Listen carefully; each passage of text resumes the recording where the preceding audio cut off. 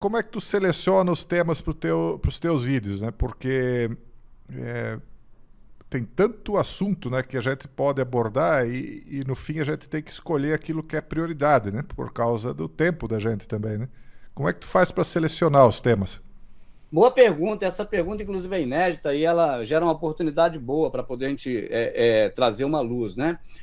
Eu criei algumas, o que eu mesmo chamo de ferramentas de entendimento. O que eu vejo como ferramenta de entendimento? Eu vejo um tipo de análise no própria mente da gente que a gente pode usar para poder definir algumas coisas que talvez ficassem difíceis de ser definidas se não usasse essas ferramentas. Seria como querer rodar um parafuso sem uma chave de boca, ou sem a chave de fenda, se for o caso, né, o Phillips. Então, dentro disso, eu busco as matérias, e eu tenho as pessoas que me mandam bastante matérias para isso, eu busco as matérias que me dão gancho, não para dar notícia, não para falar o que está acontecendo, mas eu busco as matérias, eu estou falando aqui da live, né? Para poder mostrar para pessoas as ferramentas de entendimento que compõem aquela notícia e que, a partir dali, sempre que ela vê uma notícia daquele tipo, ela já pode fazer o pam, pararam, pam e o pam, pam. Perfeito. Inclusive, nem precisa de mim. É aquela questão da vara e da pesca, né? De dar a vara e não o peixe. Então, são as notícias que eu geralmente escolho. As notícias que dão gancho para fazer uma abordagem da notícia em que dê para passar conceitos de entendimento do que eles estão preparando, o que estão montando, o que estão executando, ou que vão preparar, executar ou vão montar ainda no futuro. E depois que o YouTube aceitou monetizar o canal de novo, eu criei uma estratégia um tanto quanto diferente, porque eu tive o canal desmonetizado durante 6 anos. E essa desmonetização do canal é porque o que eu falava estava sendo considerado fake news ou desinformação, porque eram coisas que não existiam. Só que, se você pegar um DVD Prepare-se de 2010 hoje, as coisas que eu falava em 2010 e poderiam ser classificadas naquela época como desinformação ou fake news, uma grande parte delas se tornou a realidade do cotidiano.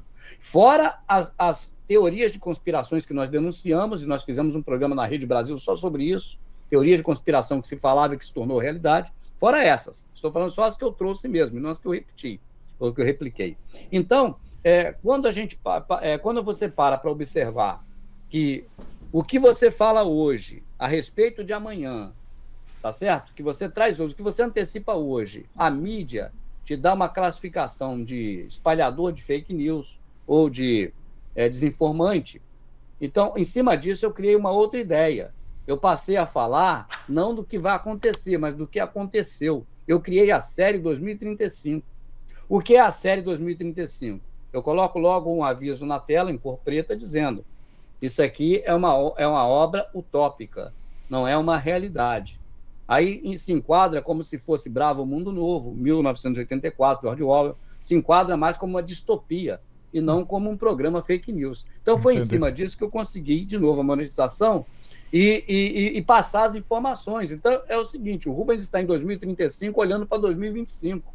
Então eu vou falando tudo o que está acontecendo, o domínio das empresas sobre a sociedade, a criação de megas corporações, talvez 4 ou 5, para reger todo o planeta, que é a configuração que eles estão dando agora, entende? Que está começando agora. Então, todos esses aspectos que estão começando a se desenhar hoje, eu mostro, mas não mostro daqui para frente, eu mostro da frente para trás, de 35 para 2025. E tem passado no YouTube tranquilo. Então, é a pegada que eu estou hoje, entende? Utilizando desta forma. Aí tem a live, repito, são as matérias que eu pego, o pessoal manda, eu escolho baseado naquelas que tem gancho, ou que me dão gancho para poder desenvolver nesses termos de ferramenta de entendimento. E os vídeos baseados em 2035, olhando para 2025. É um pouco, talvez, Rubens, a minha visão, né? Não sei se tu vai concordar com ela. A minha função hoje não é de dar opinião, é mais de buscar a tua opinião, mas eu vou dar uma opinião aqui. Eu acho que essa questão de censura e de restrição de discurso, ela foi até um pico e ela deu uma amenizada ultimamente. Ela não está mais tão rigorosa. Então, não é talvez só a maneira como se apresenta, mas por algum motivo, talvez Entendo. político, a gente não sabe explicar direito, mas ela deu uma amenizada também. Ou tu não sente isso dessa maneira? Não, é pertinente, eu creio sim que deu uma relaxada, não só em relação à questão envolvendo a comunicação livre, né, através da internet ou das redes sociais, mas também em outros aspectos. Deu uma relaxada bem boa a respeito vamos dizer, da linha dura que eles vinham implementando. Eu concordo com você. E tu terias uma explicação? Tu acha que tem um motivo específico ou tu não consegue definir o que pode estar acontecendo? Não, eu posso aqui, na verdade, conjecturar. Pode ser um tsunami. Você sabe que quando recua o mar é porque vem uma onda grande, né? Uhum. Então, pode ser isso, mas eu não tenho aqui como afirmar. Pode ser que haja uma liberdade para que as pessoas com as próprias cordas se enforquem e eles puxem essa corda. Entendi. Talvez seja por aí. Não é normal, não. Faz É sentido. estranho. Faz sentido. Não, porque é estranho. Sim. Retroagir é estranho. Tu faz uma separação um pouco entre aquilo que tu traz como informação, como tu diz, as ferramentas de entendimento, e uma pregação espiritual. Tu considera que tu faz uma pregação espiritual para as pessoas ou não? Tu não entra nesses temas na tua visão? Não, religiosa, vamos dizer assim? Assim, tentar dar uma orientação dentro de uma fé que tu acredita. Tu acha que tu faz isso ou não? Eu acho que eu deixo escapulir, entende? Por exemplo, as minhas convicções, não vou dizer religiosas, mas espirituais, elas estão presentes quando eu faço um vídeo, quando eu faço uma live. Eu não consigo desanexar. Entende? Elas em doses, vamos dizer, homeopáticas, mas aparecem. Eu não consigo desanexar, por exemplo, que isso não tem a ver com o anticristo, entende? Com o final dos tempos, que isso está acontecendo. Eu não consigo livrar isso da minha cabeça. Embora eu entenda que o canal Verdade Oculta, que eu faço, ele não seja de questões espirituais, mas como o assunto, na minha visão, esbarra, eu acabo, às vezes, dando uma alisadazinha na parede, entendeu? Sobre isso. Mas tem o canal Verdade Oculta 2. O canal Verdade Oculta 2 eu criei só para questões mesmo espirituais. Vamos dizer assim, das minhas convicções, né, que eu passo ali no canal 2.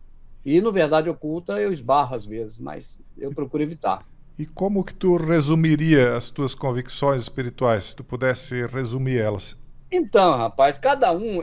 sobre a questão... Por exemplo, sobre os Illuminatis. Eu dou a minha opinião aqui, você pode dar a sua. Você, inclusive, é o âncora, né, que produz o programa, tem toda a liberdade. Não precisa se policiar por isso, não é verdade? E quando a gente vai para uma entrevista, a gente já vai preparado para conversar com pessoas que têm opiniões diferentes mesmo. Tanto que eu adoro o debate. Você sabe que eu faço, não sei se tu sabe, eu faço na Rede Brasil o debate. E lá o couro come legal, porque a produção manda só pedrada para cima de mim. Pega as pessoas que têm mais gana para poder contrapor comigo, né? Então, para mim é tranquilo essa questão da entrevista e das opiniões. Agora, me perdi porque eu fui longe demais, hein? Desculpe. Não, se tu pudesse resumir como é que são as tuas convicções espirituais, né? Sim. Quais são? Então, desculpa, eu até falei demais, esqueci. Sobre a questão espiritual, pode ser que choque as pessoas a mostrar a minha visão, né? Porque é minha. Eu ia falar isso. Quando você fala de Illuminati, é uma coisa aqui do mundo. Quando você fala de domínio, é uma coisa normal de se viver aqui, morrer e pronto. Mas quando fala de vida espiritual, eu levo muito a sério, porque na minha convicção é algo para sempre, entende? Eu sou convencido de que a gente vive para sempre. Então, dentro dessa convicção, eu creio que quando ouçam Rubens falar, é só mais um falando, para poder analisar por si próprio, porque na minha crença, eu tenho certeza que vamos prestar contas, entende? Um dia. E não quero de maneira nunca que alguém venha dizer que aprendeu errado porque aprendeu comigo. Então, por isso, dentro da minha visão espiritual, eu acredito que as pessoas possam até me ouvir, mas não tomar como verdade. É bom sair em busca dessa verdade. Olá pessoal, sejam bem-vindos a mais um vídeo aqui no meu canal no Substack. Hoje eu quero trazer para vocês 3 informações e vou comentar uma delas pormenorizadamente porque ela tem me incomodado.